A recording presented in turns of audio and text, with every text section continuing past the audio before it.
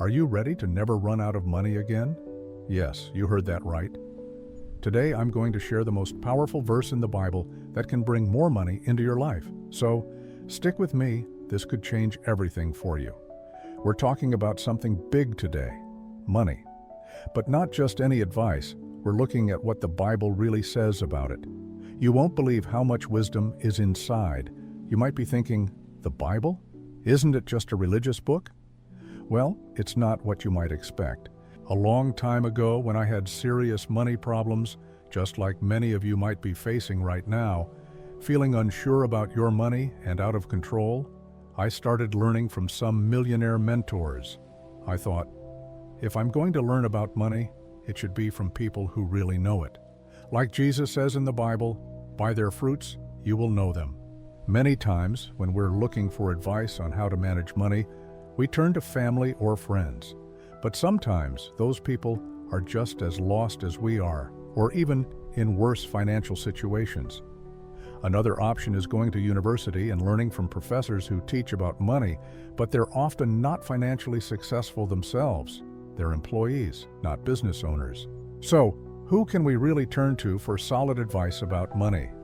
The answer is a millionaire mentor.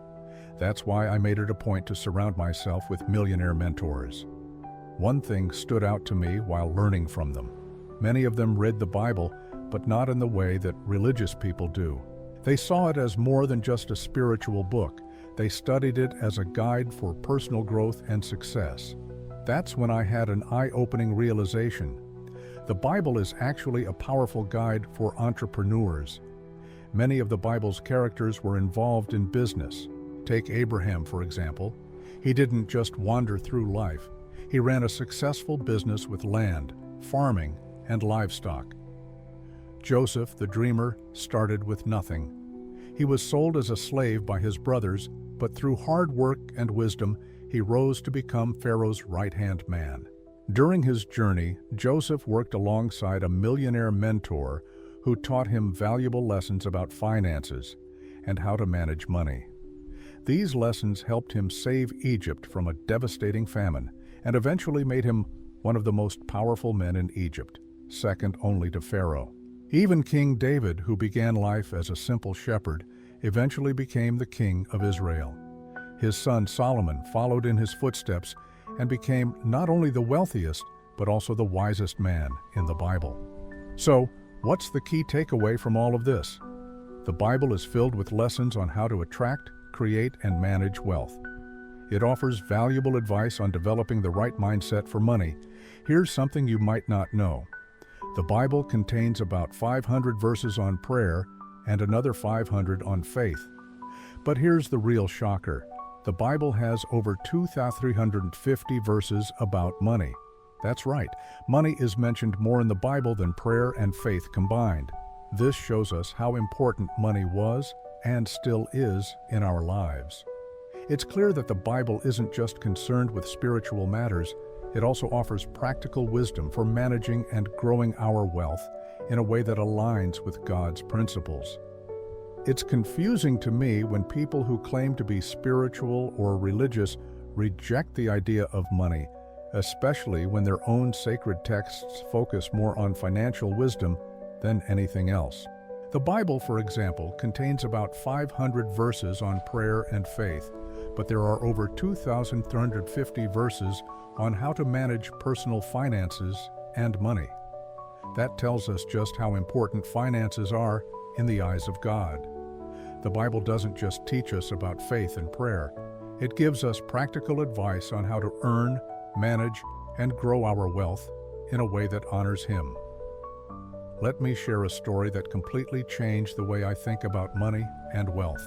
It's a story that goes back over 4,000 years, all the way to Joseph, known as the Dreamer. Joseph was sold as a slave for money, and the person who bought him was incredibly wealthy. He was a multi-millionaire. This part of Joseph's life is full of lessons about money, wealth, and how to keep pursuing your dreams, even when life seems unfair. The millionaire who bought Joseph didn't just see him as a slave, he saw him as someone with potential. He took Joseph under his wing and taught him everything about business. He showed him the ins and outs of buying and selling, how money works, and how to manage it wisely.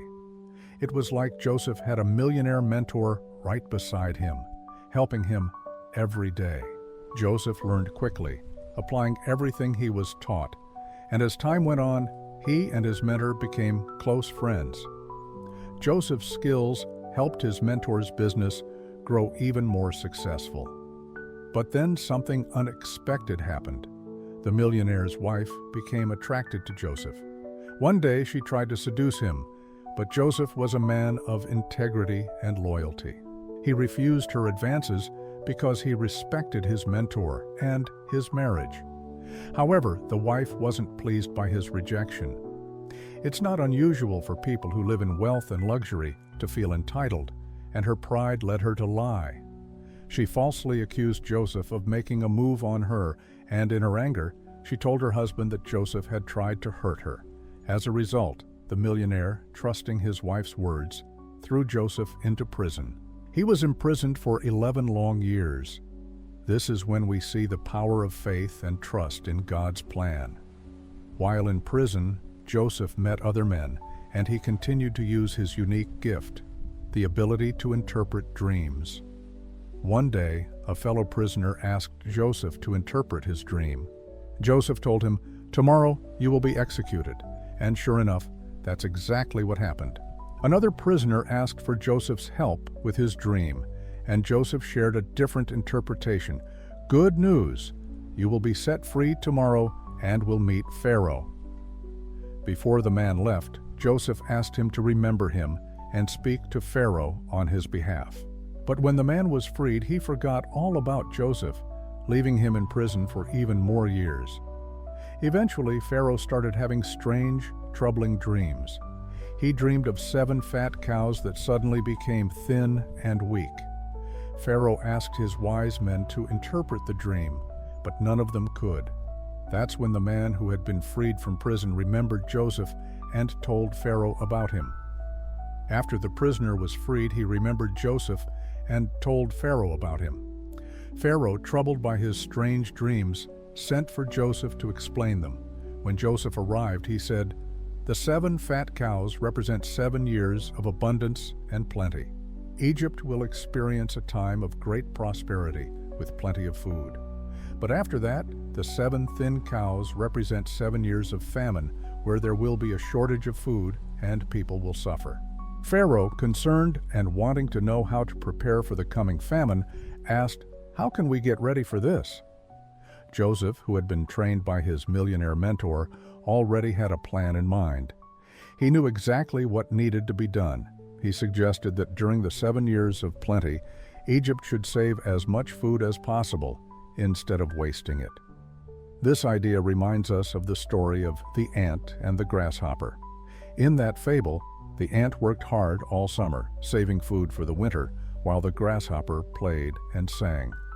When winter came, the grasshopper had nothing to eat, and he had to ask the ant for food. Just like the ant, Joseph knew that the good times should be used wisely to prepare for the bad times ahead. During the years of plenty, Egypt flourished. People lived in luxury, thinking the good times would never end. But Joseph, with Pharaoh's support, worked tirelessly, storing grain for the lean years to come. When the famine arrived, the people of Egypt were desperate for food and came to Joseph for help. Joseph, having prepared in advance, had a large stockpile of grain. He offered to help the people, but in return, they had to give something in exchange. They began to pay for food with their money, and Joseph and Pharaoh became even wealthier. However, when the people ran out of money, they came back, pleading, "We are starving, but we have no money left." Joseph, thinking ahead, replied, "You still have animals, don't you? Trade your animals for food." When their animals were gone, they returned once again, asking, "Now what? Are we going to starve?" Joseph responded, "You will sell your land to me, and I will rent it back to you. I will also teach you how to farm it and make a profit." And so Joseph started trading wheat in exchange for the land of Egypt. Over time, he became the owner of all the land in Egypt.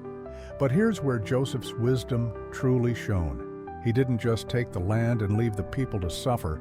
He knew they didn't have the knowledge or skills to manage the land effectively. So, he taught them everything he had learned from his millionaire mentor. He showed them how to farm the land, how to make a profit, and how to feed themselves. This knowledge and wisdom helped the people of Egypt survive the famine and prosper in the years to come. Through all of this, Joseph became the richest man in Egypt. He understood the importance of saving during good times and preparing for the future. He knew that wealth isn't just about earning money, it's about managing resources wisely and planning for difficult times ahead. Now, for many people around the world, hard times have already arrived. In the past, during the years of prosperity, many people ignored the importance of saving and planning for the future.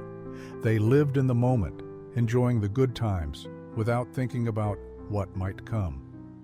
The Carpe Diem, seize the day philosophy is fun and works well when everything is going great, but it's not so helpful when the hard times hit.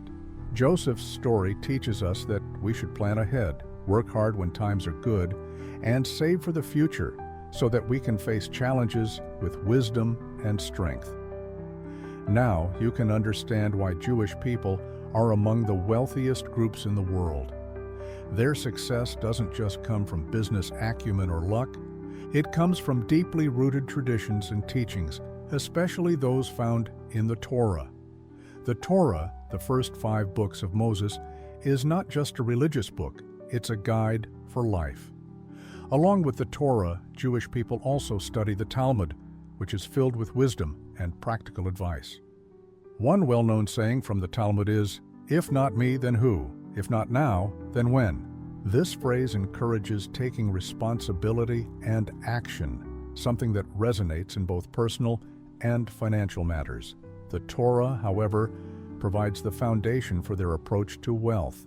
It's filled with stories like that of Joseph, the dreamer, who rose from slavery to becoming one of the most powerful men in Egypt.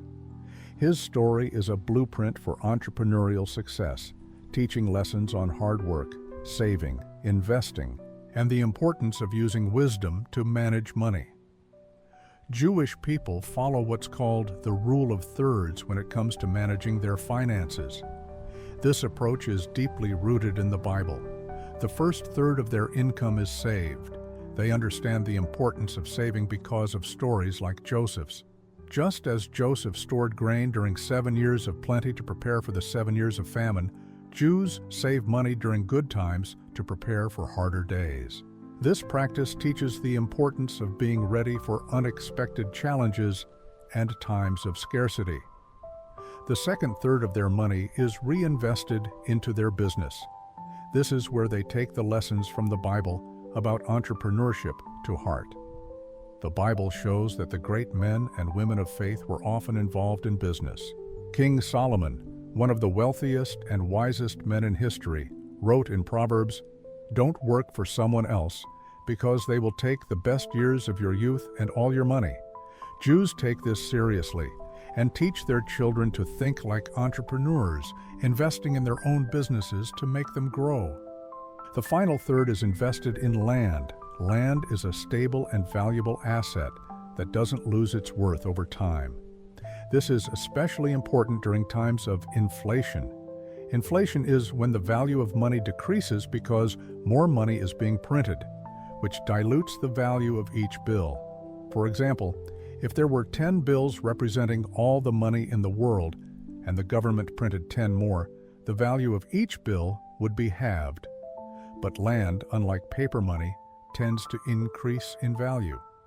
While inflation might cause money to lose value, land will generally continue to grow in price. This is why, just like Joseph did with the land in Egypt, Jews invest in land as a way to preserve and grow their wealth. This understanding of money, saving, and investing is what makes Jewish financial practices so smart. Of course, not every Jewish person follows these teachings, but those who do are often incredibly successful.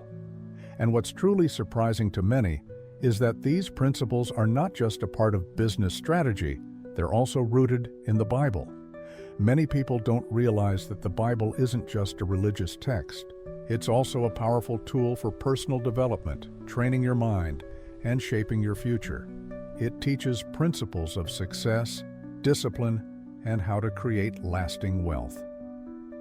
I hope this insight into the Jewish approach to wealth has inspired you. It's not about luck.